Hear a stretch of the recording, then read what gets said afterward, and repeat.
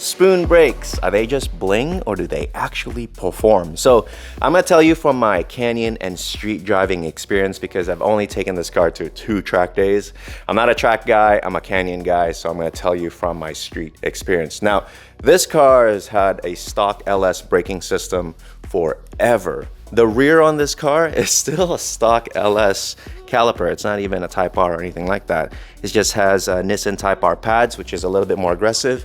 And the rotor is actually from R1 Concepts. Now, when I slap the caliper here from Spoon, and then actually it's rocking a bigger rotor, it made such a huge difference in braking performance. Like, especially downhill at my local canyon roads, I would just bomb it downhill and have no issues. And if you look inside here, I'm using Nissan Type Rs. Kind of hard to see the pads right there, but yeah, Nissan Type Rs.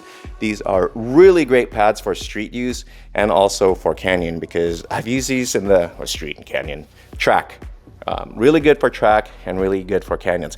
Now, if you're really pushing it on the track, you might need a more aggressive pad because I've kind of experienced some of that at Laguna Seca, but otherwise, if you're just a novice driver like I am, these are plenty. Now, to run the Spoon caliper on your Civic or your Integra, you're gonna need a bigger rotor. Now, if you don't wanna buy the Spoon rotor because it's expensive, you can just go to R1 Concepts again and buy yourself a Mini Cooper rotor. I think this is an 11-inch.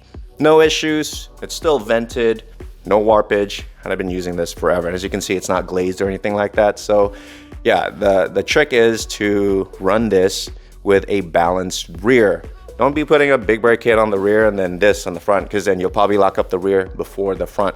The trick is you want to lock up the front before you lock up the rear. So yes, I highly recommend this setup right here. It might sound expensive, and this is actually the dual block. I'm not sure if you guys see this, but there's a seam right here. So it's 2-piece bolted together. They have a monoblock.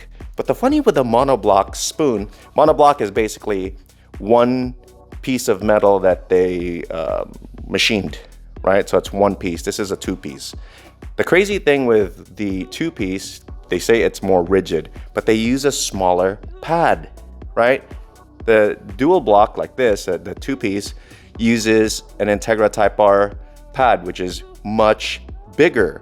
And then the monoblock uses an S2000 pad, which is much smaller.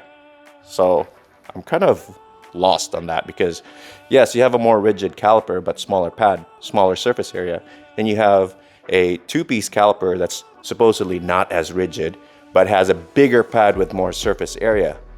To me, physically, it makes more sense that this brakes harder.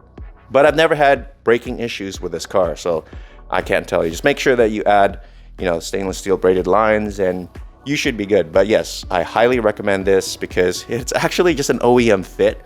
I'm not sure if you guys could see the bracketry right here, but there are no fancy brackets. It's basically made to mate the OEM upright or the knuckle.